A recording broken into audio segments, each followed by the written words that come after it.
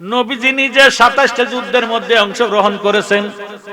আবু বকরের যুগে একটা যুদ্ধ হবে, ওই যুদ্ধ হয়েছিল তৈমিয়ানের ময়দানে। কোন ময়দানে? তৈমিয়ানের ময়দান।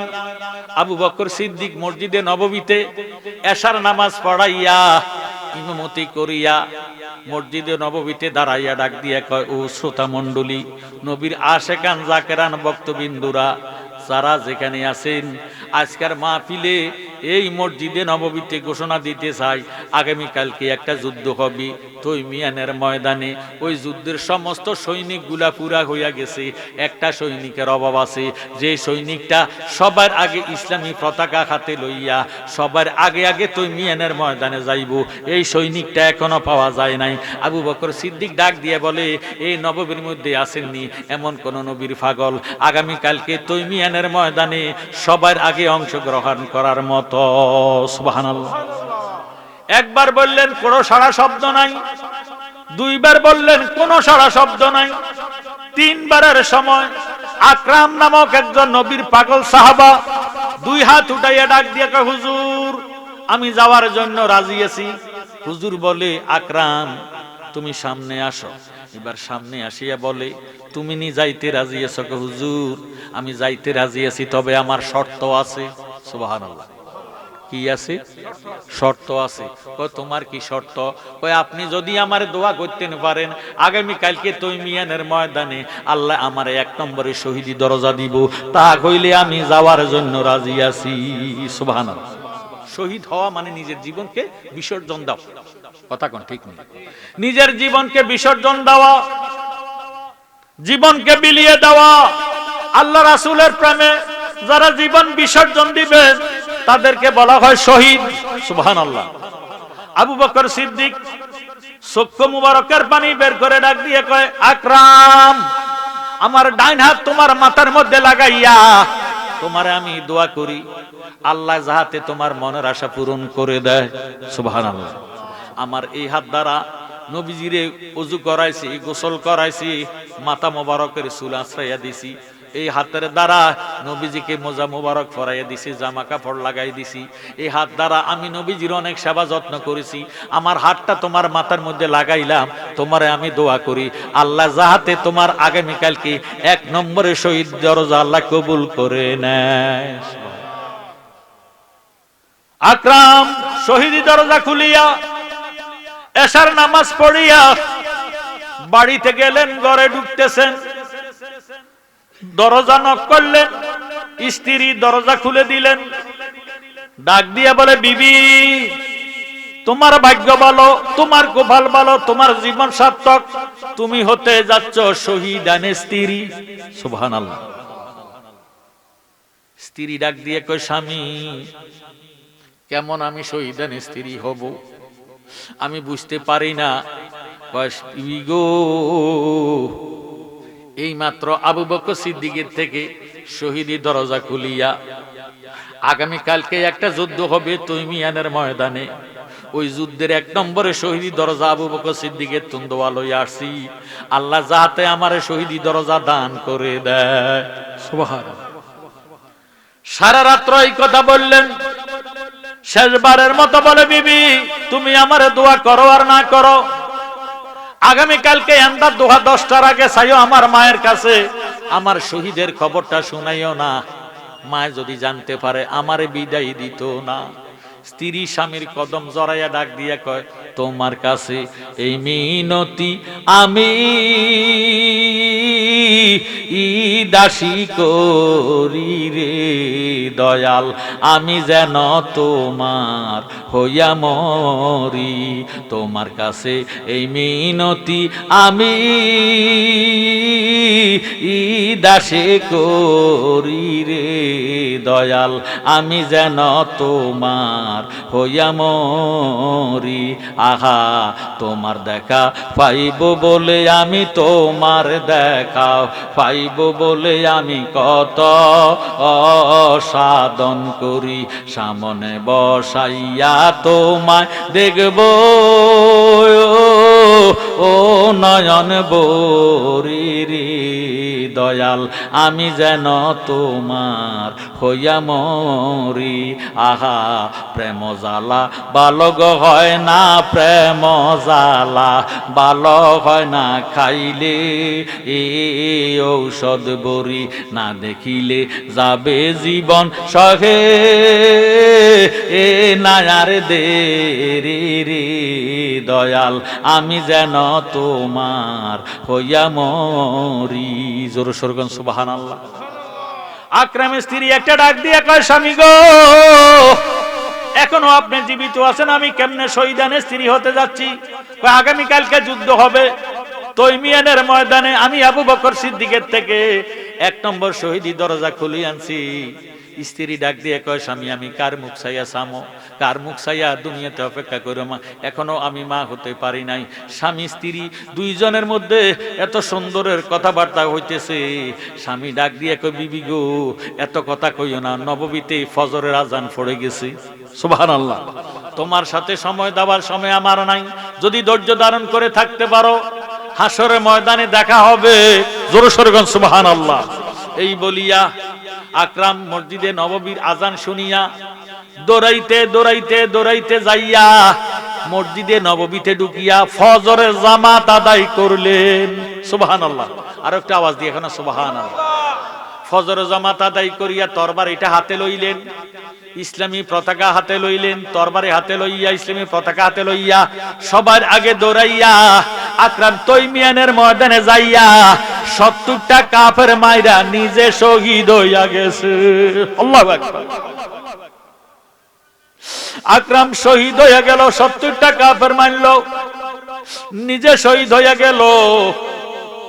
সকাল বেলা মায় ডাক দিয়ে কয়, বউ গো বউ আমার শরীর কেন জ্বালা পোড়া করে, আমার কাছে কেন ভালো লাগে না, শান্তি কেন লাগে না, কলজাটা কেন সিট মারে।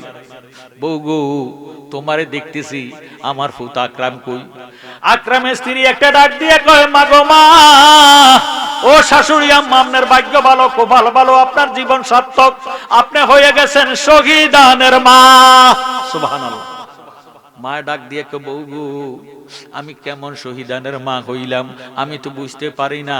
কয় আম্মা গত রাত্রে আসার নামাজ পড়িয়া আপনার ছেলে আকরাম আবু বকর সিদ্দিকের থেকে 1 নম্বরে শহীদি দরজা খুলিয়া মা তো ফজরের জামাতে চলে গেছে, এতক্ষণ বোধহয় নাই শহীদ হইয়া গেছে।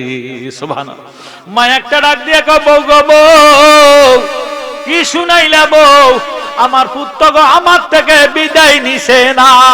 সুবহানাল্লাহ। এই কইয়া মা আউলা কেসে পাগল বেশে দৌড়াইতেছে, কোন দিকে যুদ্ধের মাঠ, কোন দিকে তৈমিয়ানের মাঠ, বেডি মানুষ চিনে না জানে না, আউলা কেসে দৌড়াইতেছে। হঠাৎ করে দেখতেছে একদল সৈনিক আসতেছে, ওই সৈনিকদের মধ্যে হযরত আলী কারামুল্লাহ ওয়াজহু ছিল। আকরামের মা আলীকে দেখিয়া ডাক দিয়ে কয়, মাওলা আলীও আপনি যে আসতেছেন আমার পুত্রে দেখছেননি?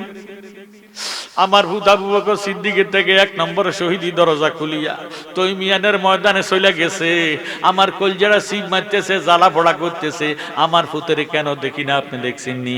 এবার আকরামের মার কথা শুনিয়া মাওলা আলী ডাক দিয়ে কয়, মা কান্দো না, তোমার ভাগ্য ভালো, কপাল ভালো, তোমার জীবন সার্থক, তুমি হয়ে গেছো শহীদানের মা। তোমার পুত্রে সহ 78 জনের জানাজা দিয়া দাফন কইরা আইছি। সুবহানাল্লাহ। মা একটা ডাক দিয়ে কয়, আলীও কি শুনাইলেন, কি শুনাইলেন? আমার পুত্র গো আমার থেকে বিদায় নিছে না। সুবহানাল্লাহ।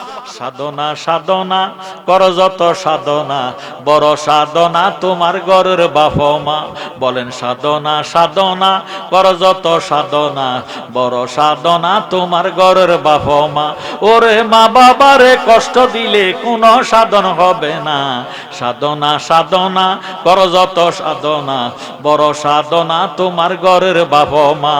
যাদের উসিলায় বাইরে দেখলাম ববের মুখ, মানুষ হইয়া জন্ম নিয়া পাই পাইলাম কত সুখ, কাজে দেয় না বাবা তোমায় বড় কষ্ট পাবে, রোদ্রে ফুরিবে সন্তান বৃষ্টিতে ভিজিবে, তুমি যখন হবে বাবা বুঝিবে অন্তরে, মা বাবা তোমার জন্য কত কষ্ট করে, বলেছে দিনের রাসূল মা বাবারে কষ্ট দিলে রে জাহান্নাম ঠিকানা হবে, দয়াল নবীর ঘোষণা।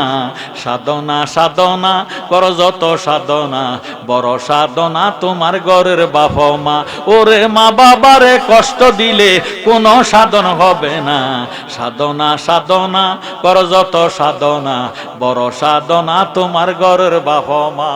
আকরামের মা আউলাকে সে পাগল বেশি শুধু দৌড়াইতেছি, আলী কারামুল্লাহ ওয়াজ্জাহু যতই কোলে লইতে চেষ্টা করে এ বিডির মানে মানে বুঝে না, মনে মানে না, মা তো ফুতের সঙ্গে পাগল হইয়া গেছে, আউলাকে সে পাগল বেশি ইরে শুধু দৌড়াইতেছে। সাহাবায়ে কেরাম ডাক দিয়ে হুজুর আমরা এতক্ষণ যুদ্ধ করে আসছি, ক্লান্ত হইয়া রইছি, বাড়িতে যাবো, গোসল করবো, নামাজ পড়াম, ইগো আবু বকর সিদ্দিক আসতেছে, আকরামের মারে বুঝাইয়া বাড়িতে নিব, আমরা চলে আসেন, জোরে সোরে কোন সুবহানাল্লাহ। মাওলা আলী কারামুল্লাহ ওয়াজ্জাহু চলে গেলেন সাহাবাদেরকে লইয়া। এ বেডি আকরামের মা আউলাকে সে পাগল বেশে দৌড়াইতেছে, এমন টাইমে ডাক দিয়ে কয় আল্লাহ আমার ফুতেরে কেন দেখি না, আমার ফুতেরে ছাড়া আমি বাড়ি যাইতাম না, শুধু দৌড়াইতেছি আর দৌড়াইতেছে। এমন টাইমে দেখতেছে আমিরুল মুমিনিন সাইয়েদেনা আবু বকর সিদ্দিক আসতেছে, সুবহানাল্লাহ। আবু বকর সিদ্দিকের দেখে আকরামের মা ডাক দিয়ে কয় আল্লাহ এ বেটা তো সিদ্দিকে আকবর, বড় সত্যবাদী, আমার নবীজির এক নম্বরে সাহাবা, এক নম্বরে ব্যবস্থি, এ বেটা যে আসতেছে আমার ফুতের খবর জিজ্ঞাসা করব, আল্লাহ আমার ফুতের কেন দেখি না। আবু বকর সিদ্দিক আসতেছে, আকরামের মা রাস্তার মধ্যে দুই হাত দুই দিকে বাড়াইয়া রাস্তা বন্ধ করে দাঁড়াইয়া রইছে, ডাক দিয়ে কয় আবু বকর সিদ্দিক আপনি যে আসতেছেন আমার ফুত কই জিজ্ঞাসা করব।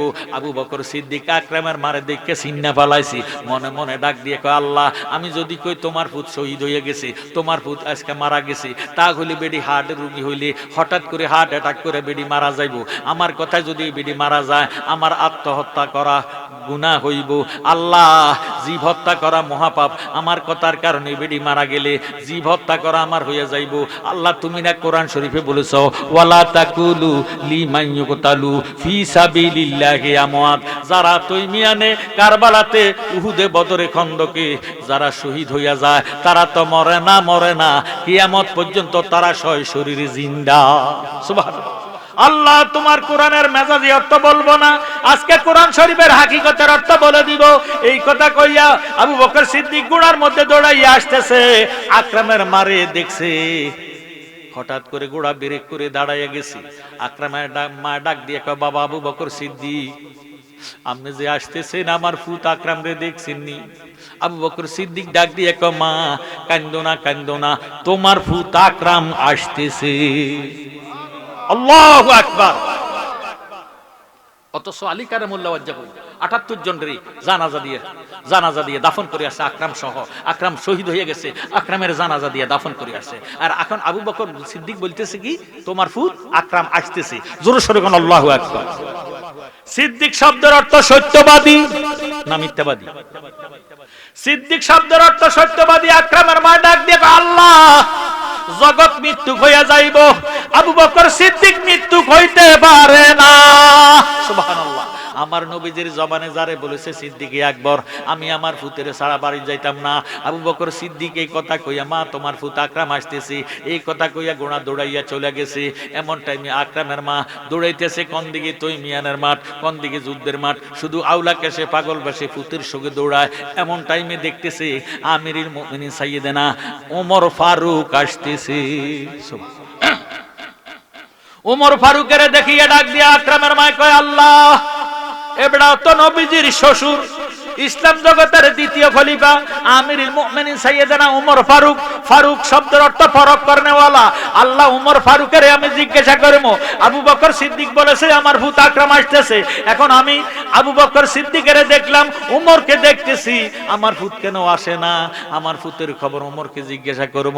আমার আল্লাহ ডাক দিয়ে কয় জিব্রাইল তুমি যাও, তুমি মিয়ানের ময়দানে যাও, ওমরকে আকরামের মা জিজ্ঞাসা করব ভূতের খবর।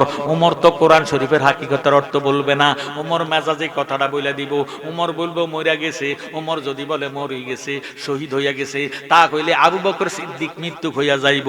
আবু বকর সিদ্দিক মৃত্যু হইয়া গেলে মদিনাওয়ালার কলিজায় আগুন লাগিব। সুবহানাল্লাহ। আমার দয়াল নবীর কলিজায় আগুন লাগা আমার সহ্য হয় না। ও জিবরাইল তুমি যাও, ইরে উমরকে জানাইয়া দাও, উমরকে বলে দাও, উমরকে জিজ্ঞাসা করো উমর যাইতেছে কই। উমর তো দৌড়াইয়া বাড়ির দিকে যাইতেছে। এমন টাইমে আল্লাহ ডাক দিয়ে কয় জিবরাইল তুমি ফেরেশতাদেরকে লইয়া তৈমিয়ানের ময়দানে যাও, আকরামের লাশটারে কবর তুলে উঠাইয়া কাউসারের পানি দিয়া গোসল করাইয়া ব্যবস্থে ঘোড়া লইয়া ব্যবস্থে পোশাক করাইয়া ওমরের আগে আকরামের মায়ের আকরামের মায়ের কোলে আকরামকে পৌঁছাইয়া দাও। সুবহানাল্লাহ। আবু বকর সিদ্দিক চলে গেল, আকরামের মা আকরামকে, ও আকরামের খবর ওমরকে জিজ্ঞাসা করব লাগে। হঠাৎ করে দেখতেছে দুলে উড়াইয়া আলোড়ন করিয়া আকরাম মায়ের কোলে জাপ দিয়া বইরা গেছে। ওমর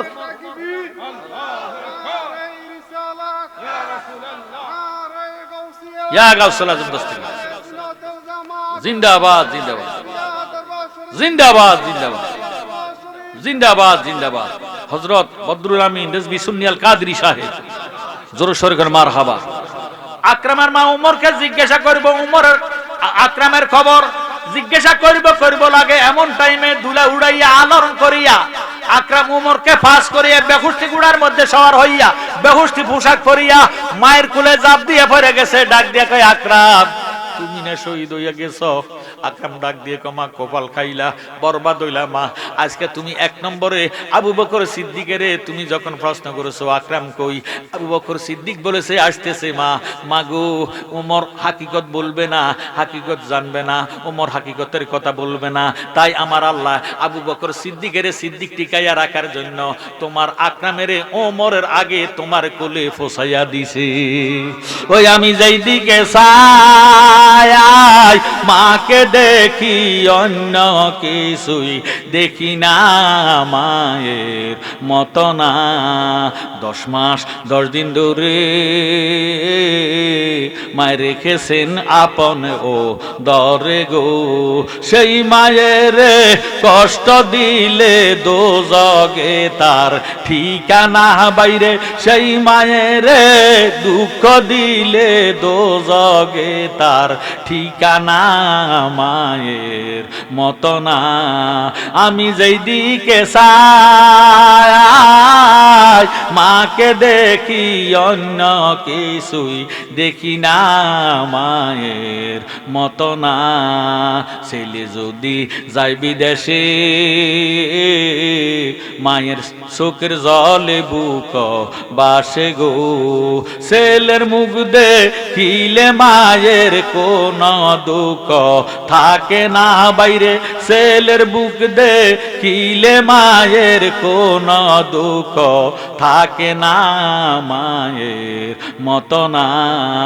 আমি যেই দিকে চাই মাকে দেখি অন্য কিছুই দেখি না, মায়ের মতো না। জোর সোরে মারহাবা। ও আমার ভাইয়েরা, বাবারা, বন্ধুরা, যারার মা বাবা আছে এখনো সময় আছে, মা বাবার কদমে লুটিয়ে পড়েন, মা বাবার কদমের মধ্যে সুমা খান। ব্যবস্থার চৌকাটের মধ্যে সুমা খাওয়া হইয়া যাইব। সুবহানাল্লাহ। মা এমন রত্ন, যদি মা বাবার সঙ্গে এমন অসৎ ব্যবহার করে থাকেন, মা বাবার উহু আহা আহা কইয়া চিৎকার দেয়, মা বাবার অন্তরে কষ্ট যায়, আপনার ফরজ ইবাদত বন্দেগী আল্লাহর দরবারে কবুল হবে না। কথা কোন ঠিক নেই? যদি মা বাবা নাই বলে হুজুর মা বাবা থাকতে তো মূল্যায়ন করতে পারি নাই, এখন মা বাবা কবর দেশে চলে গেছি। প্রত্যেক শুক্রবারে জুমার দিন মা বাবার কবরে যাইয়া সূরা ফাতিহা সূরা ইখলাস দুরূদ শরীফ পড়িয়া রাব্বির হামহুমা কামা রাব্বায়ানি সগীরা কইয়া চোখের পানি ছাইরা দেন, আপনার ইবাদত বন্দেগী আল্লাহর দরবারে কবুল হইয়া যাইব।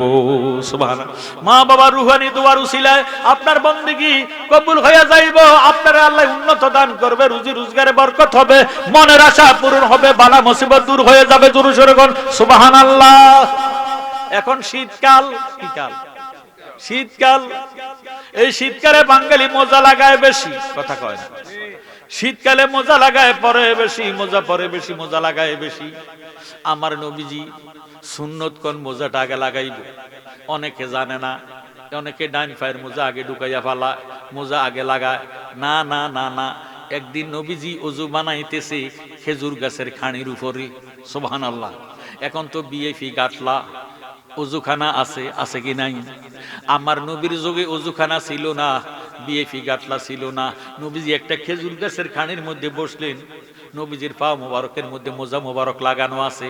আবু বকর সিদ্দিক মোজা মোবারক গুলা খুলিয়া খেজুর গাছের মধ্যে সিঁড়ির মধ্যে রাখিয়া দিলেন। এবার আবু বকর সিদ্দিক পানি ডালতেছেন, নবীজি ওযু করতেছেন, সাহাবায়ে কেরাম চতুর্পাশে দাঁড়াইয়া দাঁড়াইয়া ওযু শিখতেছে। সুবহানাল্লাহ। নবীজির কোনো ওযুর দরকার করে না, কথা কয় না। নবীজি ফাক না, না ফাক? আরো জোরে। নবীর ওযুর দরকার করে না কেন? নবী ওযু বানাইলেন। লাকাদ কানা লাকুম ফি রাসূলিল্লাহি উসওয়াতুন হাসানা। আমার নবীর আদর্শ সকল আদর্শের মূল। আমার নবীজি আদর্শ আল্লাহর কাছে উত্তম আদর্শ। এই আদর্শে যারা আদর্শবান হবে আল্লাহ তারারে কবুল করিবে। সুবহানাল্লাহ। নবী যদি ওযু না করতেন উম্মতে ওযু শিখা সম্ভব হইতো না। এবার আবু বকর সিদ্দিক নবীজির বাম পাশে খেজুর গাছের খাড়ির মধ্যে এই মোজা মোবারক রাখিয়া নবীজির পা মোবারকের মধ্যে হাত মোবারকের মধ্যে পানি ডালে নবীজি ওযু বানাইতেছে। সাহাবায়ে কেরাম দাঁড়াইয়া দাঁড়াইয়া নবীজির ওযু মোবারক দেখতেছে, শিখতেছে। হঠাৎ করে একটা সিল চিনেননি, আকাশে উড়ে, কথা কয় না। ওই আকাশে একটা সিল লাফ দিয়া জাপ দিয়া নবীজির ডান পা মুবারকের মোজা মুবারক লইয়া গেছে। আল্লাহু আকবার। খলিফাতুল মুসলিমিন আমিরুল মুমিনিন সাইয়েদনা ওমর ফারুক এবারে মেজাজ ঠান্ডা না গরম, খাপেতুন তরবারিটা বাহির করিয়া সিলের দিকে ছায়া ডাক দিয়ে কয়, সিল রে সিল, তুই এত বড় বেয়াদব। নবী তো শুধু মানুষের নবী নয়, ওয়ামা আরসালনাকা ইল্লা রাহমাতাল লিল আলামিন। আমার নবীর আল্লাহ সমগ্র সৃষ্টি জগতের রহমত বানাইয়া, সমগ্র আলমের রহমত বানাইয়া দুনিয়াতে পাঠাইছে। তুই ছিলেরও নবী, আমার দয়াল নবী। এমন নবীজির মোজা মোবারকটা তুই সাহাবাদের মাথার উপর দিয়া, নবীজির মাথা মোবারকের উপর দিয়া পায়ে সিপটি দিয়া কেমনে লইয়া গেলি? তোর কি মরণের ভয় নাই? আমি ওমর যদি তোর লাগল পাইতাম তোর তিলের চেয়ে ছোট ছোট টুকরা করতাম। সিল শ্যামা গাছের ডালের মধ্যে বসিয়া মোজাটারে শুধু ফিরতে আছে। সুবহানাল্লাহ। আরো আওয়াজ দিয়ে কোনা সুবহানাল্লাহ। নবীজির ওযু বানানো শেষ। নবীজির ওযু বানানো, এবার নবীজির ওযু বানানো শেষ। আবু বকর সিদ্দিক রুমাল দিয়া নবীজির হাত মোবারকের পানি, পা মোবারকের পানি মুছে নিলেন। আল্লাহর হাবিব বাম পা মোবারক এইভাবে ধরে রাখলেন নবীজির বাম পা মোবারকের মোজা লাগাইবার জন্য। সুবহানাল্লাহ। নবীজি জানে নবীজির ডান পা মোবারকের মোজা মোবারক ছিলে রইয়া গেছে, বাম পা মুবারক মেললে রাখছে। আবু বকর সিদ্দিক বাম পা মুবারকের মোজাটা একবার উপরে উঠায়, আবার নিচে লাগায়, আবার উপরে উঠায়, আবার নিচে নামায়। ইরে এমন টাইমে যেই সিলে ফায়ে সিফটি দিয়া মোজা মুবারক লইয়া গেছে, ওই সিলে ঠুটে কইরা নবীজির মোজা মুবারক লইয়া দয়াল নবীর কদমে হাজির হইয়া গেছে। আবু বকর সিদ্দিক পানি ডালছেন, ওযু করাইয়া হাত মুখ মুছাইলেন। ওমরে ডাক দিয়ে কয়, সিল দিয়ে তোরে আমি জীবনে শিক্ষা দিমো। সিলে একটা লাভ দিয়া নবীজির দোনো কদম মোবারকের মাঝখানে ঢুকিয়া কয়, নবী গো, ওমরকে আমার বড় ভয় লাগে গো। সুবহানাল্লাহ।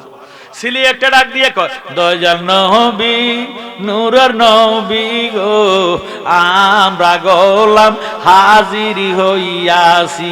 দয়াল নবী আপনার দরবারে এ আসামি হাজির হইয়াছি। আমরার গুনাহ আছে কি নাই? যারার গুনাহ আছে তারা জবানটা খুলে বলে, দয়াল নবী আপনার দরবারে এ আসামি হাজির হইয়াছি। দয়াল নবী আপনার দরবারে এ আসামি হাজির হইয়াছি। দাঁড়িয়ে দয়ার দ্বারে মিনতি কর জোরে, ভুল অপরাধ স্বীকার করেছি। দয়াল নবী আপনার দরবারে এ আসামি হাতে করা পায়ে বেরি, এই আসামি পেরোয়ারি আপনার কোর্টে চালান হয়েছি, আপনার মহান এজলাসে জামিন পাবো এই আশে, দয়া রবি খারি সেজেছি, দয়া নবী আপনার দরবারে এ আসামি হাজির হইয়াছি, আমার মতো অপরাধী মিজানের পাল্লায় উঠাও যদি, ক্ষমা পাওয়ার আশা নাই আছে, যদি আপনার নিজ গুণে ক্ষমা করেন অদমেরে, ক্ষমা পাবো মাওলাজের কাছে, দয়াল নবী আপনার দরবারে এ আসামি হাজির হইয়াছি।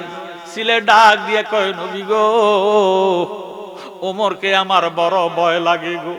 আমার নবী বলে ওমর তুমি থামো, আমার উম্মত ছিলে কি বলে তা শুনো। সুবহানাল্লাহ, আরো জোরে সোরে বলেন সুবহানাল্লাহ। ছিলে এবার ডাক দিয়ে কয় নবী গো, আমি ছিলে আজকে 3 দিনের উপাস। কতদিন? 3 দিনের উপাস। পেটের ক্ষুধা সহ্য করতে পারি না, শ্যামাক গাছের ডালের মধ্যে বসেছি। আপনি নবীর আল্লাহ এত সুন্দর নূরানি চেহারা দিছি, নবীজি নূর না মাটি? আল্লাহর নবী নূর নবী গো, আপনি নবী আমার জীবনের জীবন। আল্লাহর নবী নূরের নবী গো, আপনি নবী আমার জীবনের জীবন। রহমতাল লিল আলামিন আপনি উম্মতের যাবেন, গুনাহগারে উম্মতের আপনজন। আল্লাহর নবী নূরের নবী গো, আপনি নবী আমার জীবনের জীবন। আপনি আমার অন্ধকার কবরের বাতি, আপনি নবী আমার নির্দনিয়ার দন। রহমতাল লিল আলামিন আপনি উম্মতের যাবেন, গুনাহগারে উম্মতের আপনজন। আল্লাহর নবী নূরের নবী গো, আপনি নবী আমার জীবনের জীবন। দেখা আপনার মোজে যাও ভাগ্যবতী মা খাদিজা, ছপিয়া দিল জীবন আর জৈবন। মাল দৌলত যাহা ছিল সব আপনার শরণে দিল, আপনারে বানাইল আপন। আল্লাহর নবী নূরের নবী গো, আপনি নবী আমার জীবনের জীবন। আপনি আমরার জানের জান। সুবহানাল্লাহ। নবীজির এমন ভালোবাসতে হবে নিজের জানের চেয়ে বেশি। কথা কয় না, নিজের জীবনের চেয়ে নবীজির মোহাব্বতের দাম বেশি। কথা কোন ঠিক নি? নবী আপনি আমরার জানের জান, আপনার শানে গাইব গান, গাইতে গাইতে জালালি হয়ে যায় না মহরম। দয়াল নবী নূরের নবী গো, আপনি নবী আমার জীবনের জীবন। জোর সোরে মারহাবা। ছিলে ডাক দিয়ে কয় নবী গো, আজকে 3 দিনের উপাস আমি গো নবী, আপনার আল্লাহ এত সুন্দর নূরানি চেহারা দিছে, আপনার চেহারা মোবারকের দিকে নজর করলে পেটের ক্ষুধা থাকে না। সুবহানাল্লাহ। নবী গো, আমি আপনার চেহারা মোবারকের দিকে নজর করে রইছি। আপনি ওযু বানাইতেছেন, আবু বকর সিদ্দিক পানি ডালতেছে, আপনার পানি ওযুর পানিটা গড়াইয়া নিচের দিকে যাইতেছে, খেজুর গাছের নিচে দিয়া গড়াইয়া গড়াইয়া নিচের দিকে যায়। এমন টাইমে একটা সুতানালী সাপ, কি সাপ? সুতানালী সাপ পানির সাথে মিশ্রিত হইয়া খেজুর গাছের নিচে দিয়া আসিয়া আপনার ডান পা মোবারকের মোজা মোবারকের ভিতরে ঢুকে গেছে। সাহাবাদের কোনো খবর নাই।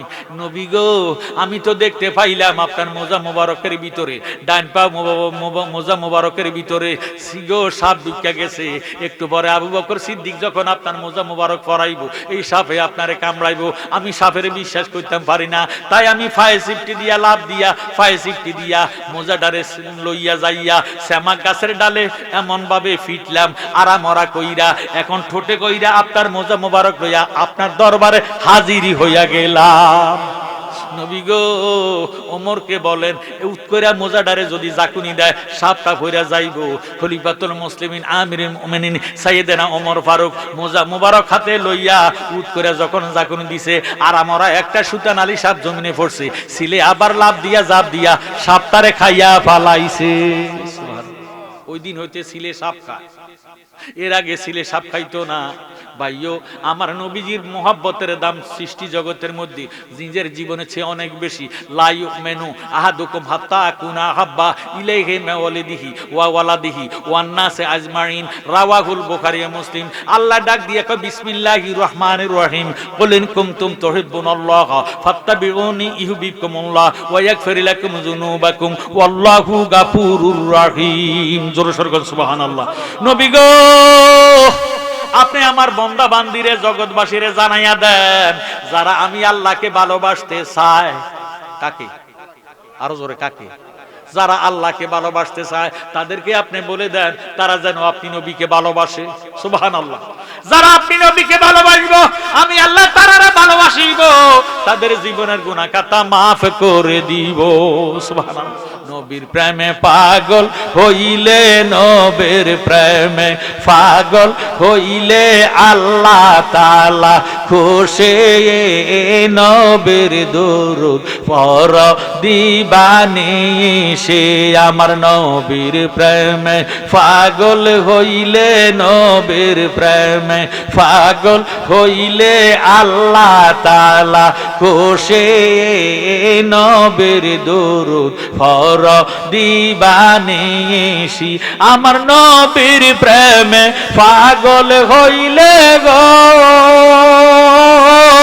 আল্লাহ তাআলার দিদার মিলে গো। আগা ডাকো যদি জজবা গালে, ডাকো যদি জজবা গালে, বাজাও নামের বাঁশি।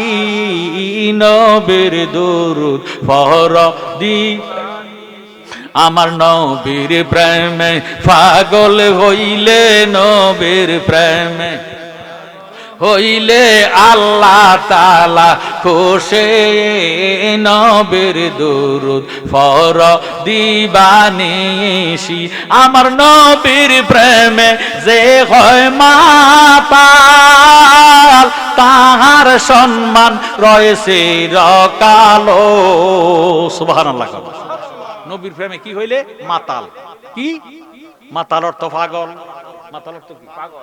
নবীর প্রেমে যে হয় মাতাল, তাহার সম্মান রয়েছে চিরকাল।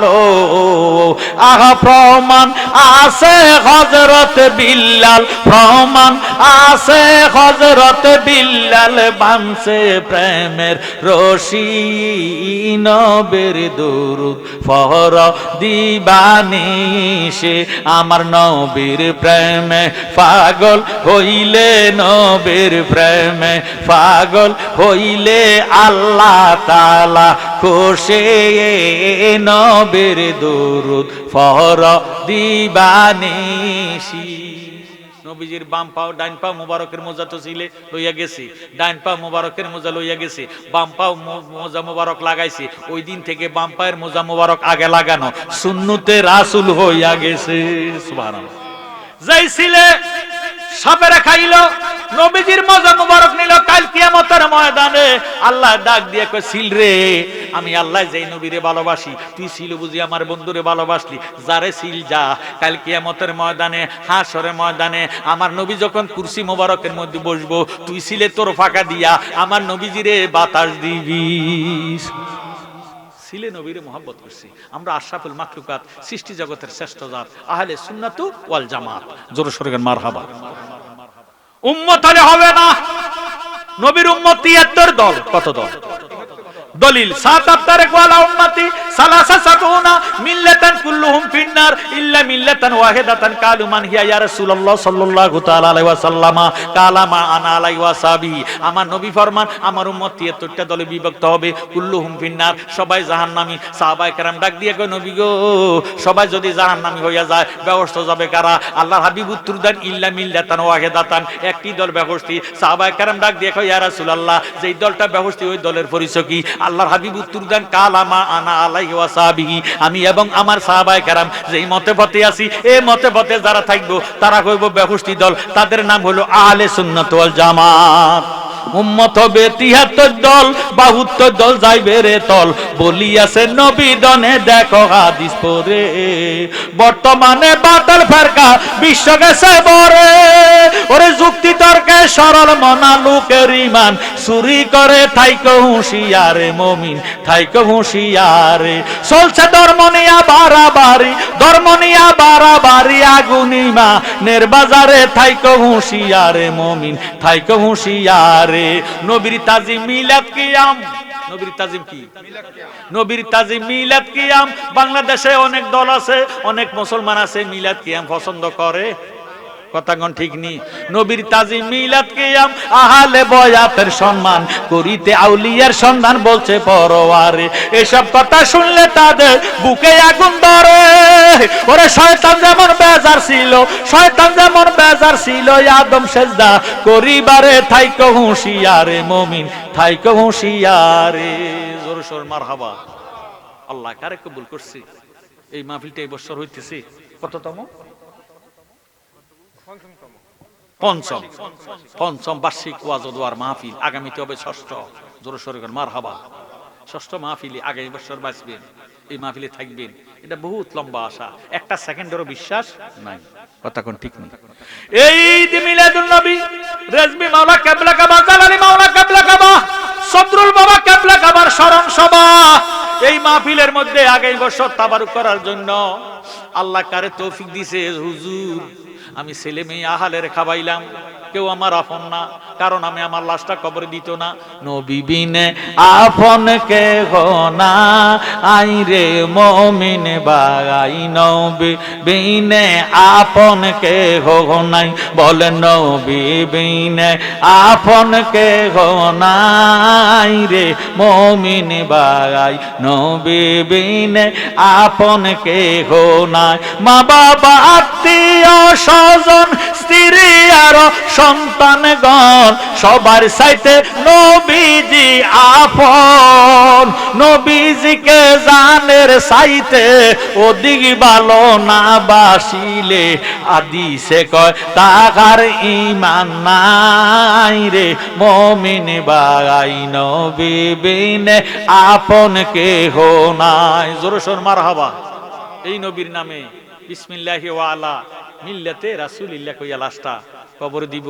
আমরা নবীর শাফায়াত চাই কি চাই না? নবীর দিদার চাই কি চাই না? এই নবীর মহব্বতে যে হুজুর আল্লাহ যাতে নবীর দিদার দেখাই আমার কলিজাটা ঠান্ডা করে, আমাকে মৃত্যু দান করে, আমি আগামী বছর মাহফিলের জন্য এই 25 কেজিওয়ালা এক বস্তা আতপ চাল দিব আল্লাহর ওয়াস্তে। নবীর মহব্বতে আল্লাহ এই মাহফিলের মধ্যে কারে এক নম্বরে